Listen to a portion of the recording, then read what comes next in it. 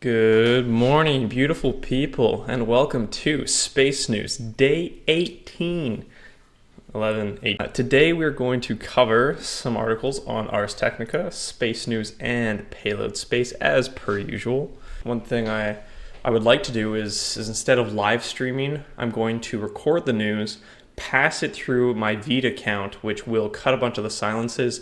It reduces the video length by about 25%, making your experience more streamlined. So if we like that, we'll continue to go with that kind of regime. If we want a more interactive experience, I'll go back to live streaming, and we'll have a lot more audience interaction with this space news saga. So without further ado, let's get into it. Here we have two articles on Ars Technica that I have not read before. A sleuthing enthusiast says he found the US military's X-37B spaceplane. That could be pretty cool. I'm curious as to how this sleuth found it. So let's open that. And then there's another article on Ingenuity, the Mars helicopter, with 72 flights before its death as of last week or 2 weeks ago. So we will carry on with our Ingenuity news. This should pretty much just be called Ingenuity Daily. We have a couple other articles below that I didn't read from last week, including NASA launches a $1 billion Earth science mission Trump tried to cancel. I'm going to leave that one for now. On Space News, we have a webinar automating for smallsat success. That looks pretty cool. If it is indeed a webinar, it'd be hard to fit into this show, but what I can do is have a look at it and then maybe make a quick summary video afterwards. If you'd like that, hit me up in the comments. There is this article by Jason Rainbow about direct to smartphone opportunities for satellite operators join forces to chase that opportunity. I saw something down here: the critical role of space in modern warfare and the imperative of joint space capabilities in Europe, by a lieutenant from probably the American Army or military. I think that'd be cool. So and I didn't see anything on Payload Space. Partnering on AI could be cool. We are at, let's say, 2 minutes of intro music.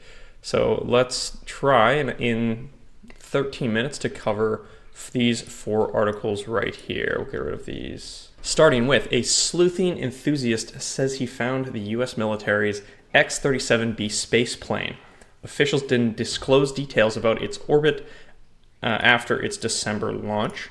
As with any launch, if you're launching from Vandenberg, if you're launching from Cape, you're going to have people watching. You're going to have people guesstimating where that rocket is going. So even if you try to disclose the orbit, if you try to disclose kind of its launch trajectory, you will have people using videos and photos to estimate where it's going. They will also be able to estimate the fuel capacity of your launch vehicle just by looking at a few photos. I mean, assuming that you're filling those tanks to the max. How do I think this person discovered the space plane? I mean, what do we mean by discovered? That's one way.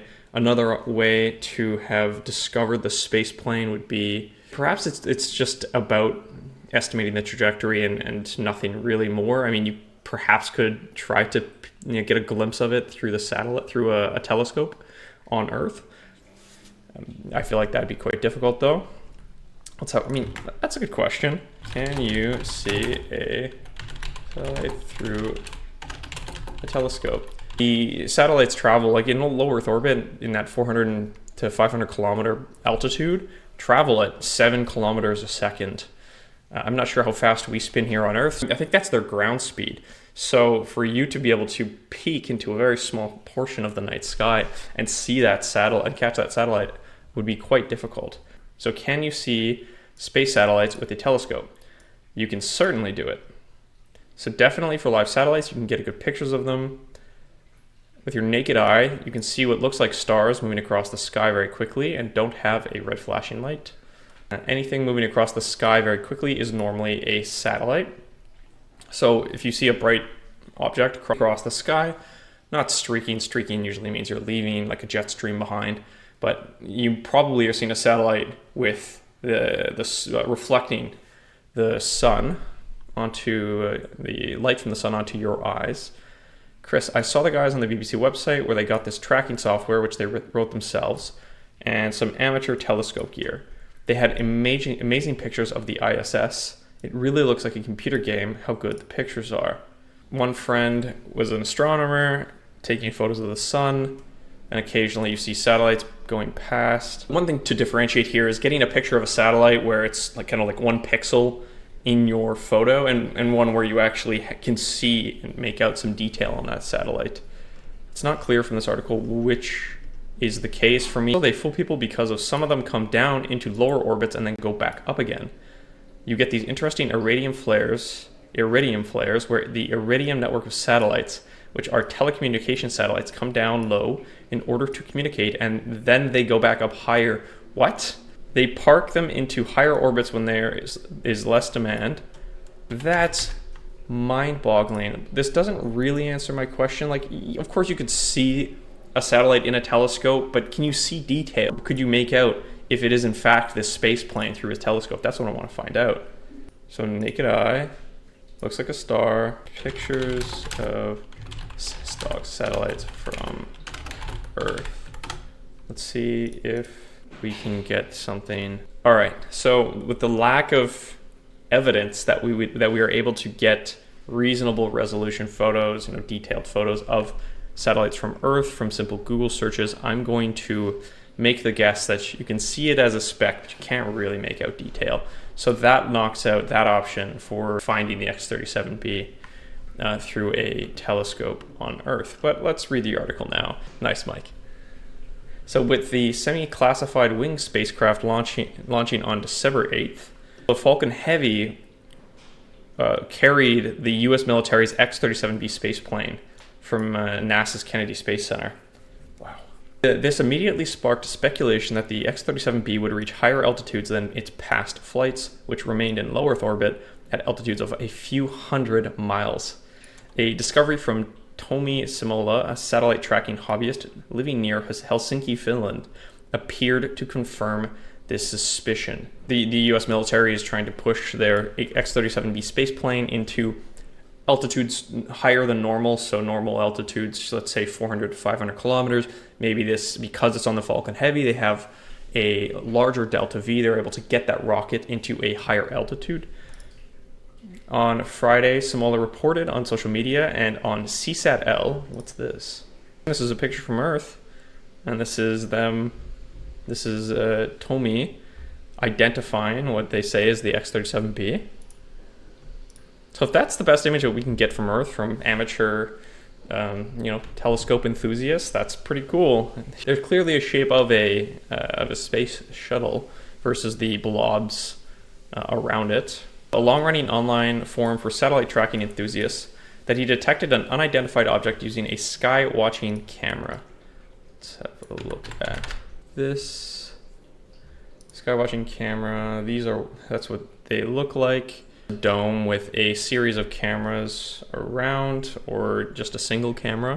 You can monitor sky conditions of your remote observatory or while recording a view of the entire night sky.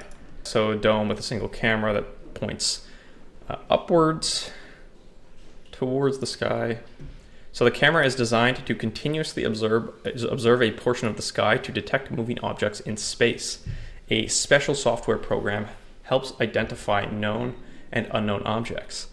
Orbital Test Vehicle 7, a pseudonym for the X-37B spaceplane, was launched to classified orbits last December. It was seen by this person's SatCam, and here are 2 images. So one on the left, which looks slightly more elongated than the image on the right. However, if the spacecraft is adjusting its attitude for more, to be sun pointing or to point its bore sight for Earth observation nadir pointing, something like that, it would tilt. The fact that it tilts so quickly seems kind of surprising to me, but yeah, I don't know how much time has elapsed. Maybe you can see it from the photo between photo on the left, photo on the right, but no timestamps, eh? Timestamps are very important for anything, Earth observation, satellite observation. I'm going to take a drink of water and then continue because clearly I need to take a break. Universal Standard Time, UST, UTC, there you go.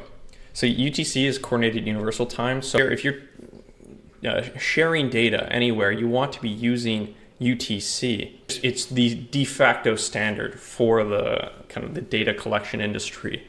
And especially in space, as your device flies around, just always collect in UTC. Mike McCants, one of the more experienced satellite observers and co-administrator of the SeeSat-L forum, agreed with the conclusion that in fact was the Spaceplane.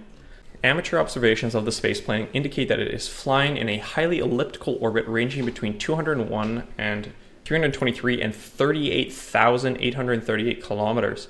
If I had an orbit like this in Kerbal Space Program, I would consider that a failure. When you're launching, your goal typically is to achieve a reasonably circular orbit, but it really does come down to what you're trying to do with the vehicle that you've launched. With Earth observation satellites, you want to have a very common altitude when you're around the Earth, which will help your instrument characterization. You can typically use very similar characterizations at one point and versus another. Whereas if you have these highly elliptical orbits, you need to take into account the effects of that extra altitude in the images that you've been capturing. But I mean, for this spaceplane mission, there must be a good reason that they want to be this far out.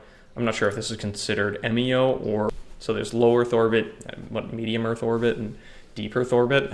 I'm not sure why they'd want to be this far away. I wonder what their military objective is for that. And the orbit is inclined like 59.1 degrees to the equator. So you can imagine, draw a line around the equator, and you start your angle here. That's 0. This is 1. This is 2. You go all the way up to 59.1. And that is where the satellite is orbiting. Now, I assume that we're looking, let's say, eastbound, going around the equator. Obviously, if we were going westbound and we go 59.1 this way, then the satellite would be orbiting an entirely different trajectory. I figure it's this one. This is not far off the predictions from hobbyist tracking community before the launch in December. Enthusiasts used information about the Falcon Heavy's launch trajectory and drop zones. So we talked about how you can predict launch trajectories and drop zones for the rocket's core booster and upper stage to estimate the orbit it would reach. So that makes a lot of sense. Where did we drop the booster? I mean, if you're flying like this and you let go of your booster here, it's going to continue on its trajectory, and you know that it really it's not going to apply that much more thrust on its way down, only maybe to slow itself a little bit. So you can make a pretty good guess, probably within a few kilometers, where that booster is going to fall in this area. And that tells you, okay, that gives you a lot of information for the second stage, which will carry on. So it took the hobbyists about 6 weeks to find the X-37B spaceplane. It typically took less time for amateur trackers to locate it when it orbited at lower altitudes on its previous missions. Despite the secrecy, it's difficult to imagine the US military's adversaries in China and Russia didn't already know where the spaceplane was flying. That's true. Those militaries will have their own satellites that probably will be able to identify other objects in orbit. They will also have people on the ground, people on boats, people in planes, watching where the U.S. military infrastructure is going. Military officers usually don't disclose details about the spaceplane's missions while they are in space. They provide updates only before each launch and then after each landing. So the X-37B is focused on a wide range of test and experimentation objectives. Flying in new orbital regimes is among the test objectives, military officials said. This extremely elliptical orbit that goes very high, 38,000 kilometers, is just a way for them to evaluate the spaceplane's kind of capabilities in a new orbital regime. So the military has 2 Boeing-built spaceplanes, or OTVs, in its inventory. They are reusable and designed to launch inside the payload fairing of a conventional rocket. You have a cover that is aerodynamic that goes around that object on the inside, your payload, whatever. Once you have reached a certain altitude, you release your fairing, so you open it up to expose what's on the inside, and then you let your, let's say your payload, your space plane, exit the second stage platform. It's a way to protect your payload effectively. Spend multiple years in space without the use of solar power, and then return to Earth for a landing on a 3-mile long runway, either at Vandenberg Space Force or NASA's Kennedy Space Center. Are people inside of this? X-37B manned? Oh, it's unmanned. So yeah, they're gonna have to land this vehicle autonomously on a 3-mile long runway. Cool. The things you learn. I also had never seen that website before. I'm going to open that up. We are already at 23 minutes, so we're not going to get through the other articles. I get stuck on article 1 or 2 usually during these streams. That's something I'll have to figure out as this, as space news carries on. Do I want to do more articles in a shorter time and kind of dive less deep, make less guesses prior to actually going through the article, or do I want to just cover the articles? The primary reason that I do these, that I perform space news, that I actually broadcast these, is I want to learn everything that I can about my industry, aerospace, and get comfortable. And all of the other objectives are secondary. Getting comfortable in front of a camera, communicating with you, the beautiful viewer. All of that is a nice to have. What I really need is to learn more about my industry and really understand what's going on, become an expert in the field. So TBD. The X-37B has a cargo bay inside the fuselage for payloads with doors that open after launch and close before landing. There is also a service module mounted to the back end of the spaceplane to accommodate additional experiments, payloads, and small sats. The spaceplane can deploy its own satellites into orbit. Space Domain Awareness Technologies. That's an experiment package. The X-37B to measure how plant seeds respond to sustained exposure to space radiation. So there is potentially kind of a biological experiment or two on the plane. The spaceplane's orbit on this flight takes it through the Van Allen radiation belts. Wow. The unusual elliptical orbit is similar to the orbit used for some of the Space Force's satellites designed to detect and warn of ballistic missile launches. Now, why would you not want your satellites that are detecting ballistic missile launches to be as close to Earth as possible to get heat signature of certain areas of Earth? One possible reason would be that your satellites could be exposed to counter-insurgency, like countermeasures. They could try to hit your satellite, knock it out of the sky. They could jam it. I'm not sure. It's testing out an infrared sensor for future early warning satellites. But that was just potentially a wild speculation from McDowell. He's an astrophysicist and widely respected expert in spaceflight activity. Speculation is about all we have to go on regarding the spacecraft, but it seems we no longer need to speculate about where it is flying. So thank you again, Stephen Clark. Always appreciate the great articles. If any of you are interested, this is kind of cool. satobs.org. Lets you know where satellites are found and how it gives you some nice pictures, and there are some explanations as to how they did it, I'm sure. Thank you very much for sticking around. We did not get to these other articles. Let's meet up again tomorrow and see what we can do. Anyways, I hope you have a lovely day.